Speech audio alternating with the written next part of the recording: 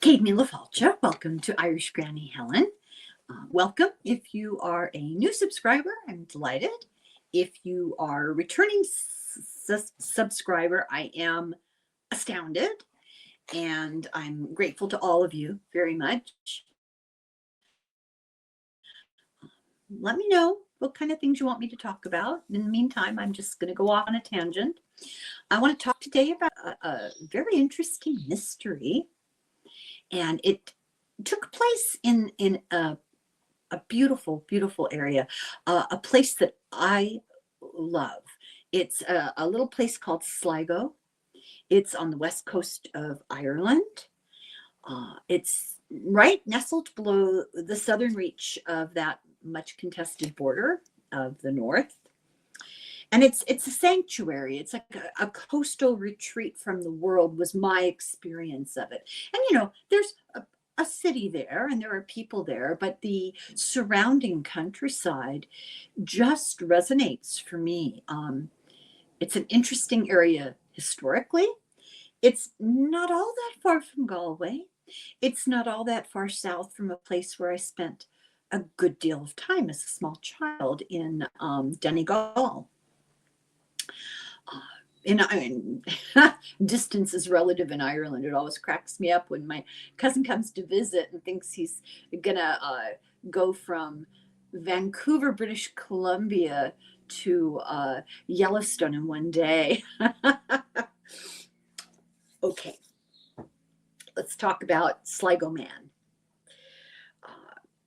The area is famed for its association with William Butler Yeats, famously my favorite poet.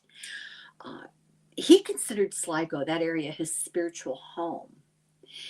His girlfriend, who was sort of married, but not really, to a definitely not real Polish count, the Countess Markowitz, was a member of the English ascendancy. In other words, the people who came over and took the land away from the natives planted their big estates, their mansions. You go to see a castle in Ireland, that's what you're really looking at. And even generations later, yes, they were born on the ground there, but anyway, she was from this very rich ascendancy family, but she was a wild girl. She rode horses bareback. That was the big scandal about her. And she fed people in the front yard of the beautiful manor house. It's called Lindisdale. I should look it up. I should know it. I always get tongue-tied trying to remember it. Anyway, her marriage was a sham, apparently, unbeknownst to her, and she fell in love with Yeats, who was also married. They had a very long-term affair. Meanwhile, he's busy writing poetry. She's busy fighting for the Irish Rebellion in 1916, the Easter Rising. I'm going to look up the name of this Lindisfarne House. What the heck is the name of that place? My cousin's wife named her house after it. Okay, here we go. And it has an interesting feature. Okay, Lissadell House. I have a mental block about remembering and have to look it up every single time. Lissadell House. Big old manor house. It's something out of Jeeves and Wooster. And they have outbuildings, and they've got a horseshoe, a squarish horseshoe shaped arrangement of 2- and 3-story wooden outbuildings that are used for a variety of things. I think they were used originally as horse carriage places and stalls, stables, and where the chauffeur slept. In one of them upstairs, there's a scarily, sadly neglected museum. It's not curated that I could tell. It's just a long wooden room with things hung on the walls and display cases, but they're not in any way temperature or moisture controlled, and they contain all kinds of things about the Countess Markowitz. She was condemned to death by the British for her role in the Easter Rebellion, but because she was English, they let her go. And a lot of the Irish men who had fought alongside of her, because she fought, they were all executed. Yeats' brother fought in World War One, and he was an artist. And Yeats' father also was an artist, but his brother famously was a watercolor artist, took his art supplies into the trenches with him, and spent the war painting. Well, I mean, that's not the only thing he did, but painting what he saw. And his art is some of the most rare firsthand documentation of World War One.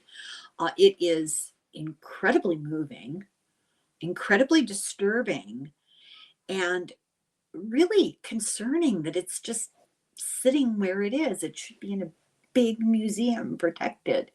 But there you go. His brother won awards for his painting. He's a well-respected artist. So talent, runs in the family. But I'm letting myself get detoured here. So Yeats loved the place, loved Sligo, and considered it transcendent. It was his primary inspiration, was the landscape around Sligo. And he's buried there in a little churchyard, Drumcliff Parish Church, which I made a pilgrimage to. And the little tiny church, and it's old. I forget how old it is, but it's got plaques in there from a long time ago, and it's really beautiful, and the environment is beautiful. If you don't look at the gift shop across the parking lot, on his grave there's a quote that he wrote from a poem, and it says, "Cast a cold eye on life, on death, horseman pass by." So, and that's not the Sligo Man we're going to talk about. He may be timeless, but Yeats is not the Sligo Man. That goes to an unknown, a John Doe. He's a mystery. We know him as Peter Bergman, but we also know that's not his real name. So this is his story, and this is a really interesting mystery. So on Friday, June 12th, 2009, a stranger was seen boarding the Ulster bus in Derry to go to Sligo. If you're Irish, you don't call it Londonderry, it's Derry. He carried a black shoulder bag, almost like maybe it was a computer bag or something, and a carry-on bag in his other hand. He took a taxi in Sligo at 18:28, got the taxi records to the Sligo City Hotel. It looks like a nice place. You'll see lots of CCTV film of it. It looks pretty good. He paid cash. He said he'd be there for 3 days, but he arranged to pay day by day. He registered as Peter Bergman. He gave an address in Vienna, in Austria. Proved to be a false name, proved to be a false address. He was the thing I read about him described him as slender. I disagree with that. I would call him thin to near emaciation and very frail looking. Watching him walk on the CCTV cameras, he walked like a very ill man, which we will find out was true, but you didn't need to be told to tell. When you looked at him, his gait was a little unsteady. He was very slow. He was extremely thin.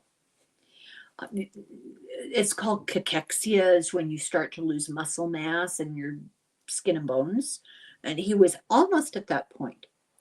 He had gray hair, he was tanned, he was in his maybe late 50s, early 60s, and he had a thick German accent. He was well kempt, they said shaven and tidy, and he wore a neat outfit, a black leather jacket, blue pants, black leather belt on the pants, socks and black shoes, size 44.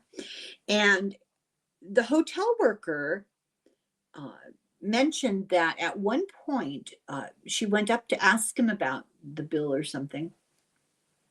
And he didn't answer the door, and he didn't answer the door, and they didn't answer the door. And she thought, oh, God, did he leave? And she let herself in with a key, and he was just standing in there, and he looked really spooked. She said, he looked like I caught him doing something he wasn't supposed to do, but he was just standing there. So that was very strange. She said he looked scared.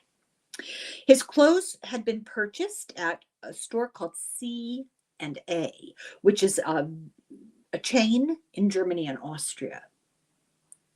He went outside often to smoke. He was seen several times on the CCTV cameras leaving with a full purple plastic bag, like one of those grocery store bags, only it was non-see-through, it was purple. But he would return completely empty-handed. The police in Ireland are the Gardaí. It's the plural. Sometimes they call them the guards. Those are the police. They surmised that he scattered the contents around town. Those are personal belongings, and he was moving them around town to get rid of them, but was very careful to avoid camera angles. And he put the empty bag in his pocket when he returned. He appeared to take care that the discarded items not be found. And I would question, how do they know they were personal property? They don't know what was in his bags, and they don't know what was in the purple bag. And perhaps he left them where they would be found, and they had been found. I just find this very interesting, the interpretation. Saturday, June 13th at 10:49, he was seen walking to the local post office. He bought 8 82-cent stamps and airmail stickers. These are stickers you put on the outside of the envelope. I know in Ireland they do. I don't know if they do it in other European countries. So when you get a letter from them, you know, it says airmail. It's very exciting. Sunday, June 14th, between 11 and 11:30, he left the hotel. He took a taxi. He asked to be taken to a nice quiet beach where he could swim. The driver took him to Ross's Point, and it's beautiful. I mean, beautiful. The man looked over the beach. Peter looked over the beach, got back in the taxi, and went then to the SLIGO bus station. After that, we don't know. Monday, June 15th at 13:06, he checked out of the hotel. He had a black shoulder bag, the purple plastic bag again, and a different bag, it seemed like. Now, I've heard 2 different versions. The Garda, who's very defensive, said that it was the same suitcase that he had before, but other people, the hotel people, said it was a different bag than the original carry-on. And somehow or other, they followed him by CCTV from the hotel to the station, to the bus station. By the time he got to the bus station, that carry-on bag was gone. He walked to the bus station. He stopped briefly in the doorway of the Quayside Shopping Center. And interestingly enough, he said, I noticed this. Nobody mentions this, but I did notice this. There's a short 18-minute documentary. I think I watched it on YouTube. It's called, I'll have to look it up. Something like The Last Moments of Peter, or I'll look it up. So he often was looking at his watch. I don't know if it was a nervous tick, if he was timing himself, if he was meeting somebody. We just don't know. At 13:16, he walked towards the station. At 13:38, he stopped and bought a cappuccino and a toasted ham and cheese sandwich at the station. You can see him sharing a table with a stranger. They're not communicating with each other. What the guy's reading a newspaper, hiding behind the newspaper, and our man here, Mr. Sligo, he's eating. But while he's eating, He pulls paper out of his pocket, a small paper, and he looks at it. Now, the police say he wrote something on it. I didn't see that. Perhaps they didn't show the whole video. But he then ripped it carefully into little pieces. They don't know what happened to it after that. Well, he tossed it, but they didn't, they don't know what happened. Where are we here? He boarded the 1420 bus for Ross's Point with a one-way ticket. They do interview the bus driver. It's kind of cute. He was seen walking casually. He greeted people. 16 different eyewitnesses saw him walking the beach that day. And they interviewed a few of them. One said that he was walking along the beach with a newspaper under his arm. They described him as dressed oddly to be on the beach, that he was restless and anxious. He didn't look right. He was last seen at 23:50, so we're talking 9 hours later, by a couple. They had been out for a romantic dinner and went for a little walk on the beach before they went home. And as they were going down toward the beach, they encountered him coming down the ramp to the beach. So where had he been? What was he doing? And he just sort of nodded at them when they said hello. And that was the last time he was seen alive. On Tuesday, so the next day, June 16th at 6:45 in the morning, a man and his son who was training for a triathlon. The man's walking the beach, the son's swimming, training for a triathlon. They found the body on the beach. In true Irish fashion, the man got his son's attention. His son looked like he was in his early 20s. He got his attention and he said, "Will you join me in a prayer?" They said the Our Father over this dead guy. He was dressed oddly. He was in a purple striped Speedo bathing suit. He had his underwear on over that. He was wearing a navy t-shirt that was tucked into the underwear. So at 8:10, the doctor declared him dead, and there was an investigation. And the investigation went on for 5 months. Now they have a coroner did a postmortem, and this is what they concluded. The postmortem was most of his clothes were on the shore. So they didn't wash off of him in the water. They were on the shore. He or somebody had taken off his outer clothing except for his t-shirt. He obviously intended to swim. He has bathing suit on, but he has underwear on over it, which is very odd. He had no wallet, no ID, his luggage, his bag missing.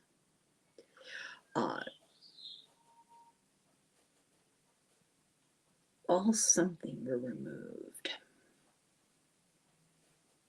Oh, all the labels on his clothes were removed. There was no sign, the doctor said, the coroner said, there was no sign of saltwater drowning. There was no sign of foul play. So they did an autopsy, and the cause of death was sudden, complete cardiac arrest. They said he had extremely good dental work, like all kinds of bridge work, fillings, and gold in his mouth. So potential to identify him through dental work would be entirely possible if they had a clue. He was in very poor health, which explains what I saw when I saw him walking on the video. I wasn't there. I saw him walking on the video. He looked almost like somebody who had had surgery and was babying a pain, walking very cautiously. They found that he had advanced prostate cancer. It was in his bones. He had tumors in his bones. That explains his gait. It's very painful. He had signs of having had, as they put it, previous heart issues. He'd had several heart attacks. They could tell from the damage to his heart. However, toxicology, he had nothing in his blood. He was on no medication, which he probably would have been if he'd had a heart attack, and no painkiller, which he should have been with bone cancer. He would have been in pain. They said absolutely, and he walked like somebody in pain. They could not find his fingerprints, facial recognition, DNA on any database anywhere in Europe. They also tried America and Canada, US and Canada, sorry, Canada, US and Canada. He was buried in an unmarked grave with 4 guardians. Went to his burial. So the information, once again, the information he gave at the hotel, the name of the street didn't even exist. Some said, oh, it's an empty lot, but there was no street by that name. The postal code that he gave was random. It wasn't in Vienna. So obviously he didn't want to be found, or at least ID'd. In 2015, the Austrian police were interviewed by Le Monde, the French newspaper. They're doing an article on it. And the Austrians said, we were never contacted by the SLIGO police. Now, the SLIGO cop, on the other hand, talks all about how they called all over Europe. And so who knows? Le Monde found that there was no Interpol notice about his death. But that's because he didn't qualify. You have to either be a missing person. Somebody has to call Interpol and say, my friend Joe Blow is missing. I need you to find him. Or Interpol or some police department has to be after somebody wanted as a criminal. But they don't do, we found an unnamed dead body. Austria is required to tell Interpol he's missing. But they don't know that he's missing because nobody knows who he is. So once again, we have this unidentified dead body. So all these years later, there's still no ID. Nobody has inquired. Nobody's been looking for somebody that meets that description. Okay, here I've got the name of the documentary. It's The Last Days of Peter Bergman. And as I said, on CCTV in the documentary, he looks frail. Moves like he's in pain. He's always checking his watch. And the police seem to have decided that he went to do himself in, and that's that. And somehow, before he had a chance to go for his final swim, he had a heart attack. That his coming home with an empty bag all those times were because he was distributing his personal property around Sligo in secret. Interesting story. Now, we're not done with this story because I am getting together with Sarah probably in the next, I don't even know. I don't have a date set for this yet, so I won't even say. I don't want to make false promises that I can't keep. But let me see if Sarah has given me a date. I don't think she has. But you never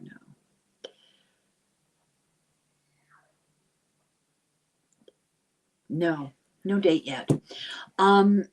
If you remember Sarah, Sarah Jordan Hines. If you remember Sarah, she's the one who wrote the book about Dorothy Kilgallen.